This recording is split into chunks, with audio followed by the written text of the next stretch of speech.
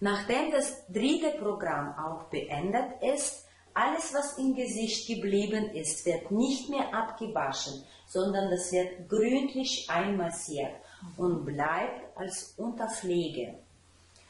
Ganz wichtig, nach Beendigung dieses Programms müssen wir ein Glas Wasser zu uns nehmen, weil die Kollagenphase wird angeregt und die Kollagen will die Feuchtigkeit bilden, also müssen wir auch uns so viel Wasser nehmen, dass sie auch etwas bilden kann. Der nächste Schritt ist Future Serum. In diesem Serum haben wir den höchsten Anteil von Age-Lock-Technologie. Die Produkte sind extrem ergiebig. Eine Spritze von Serum komplett schön verteilen über das Gesicht, das wird genügend.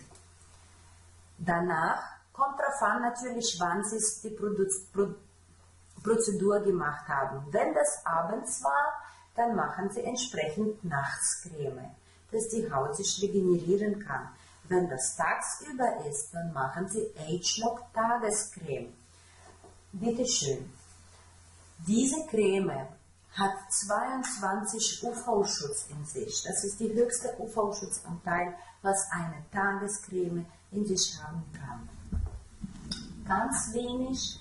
Die Produkte sind ergiebig, ich wiederhole mich immer wieder und damit ist unsere Spa-Prozedur beendet.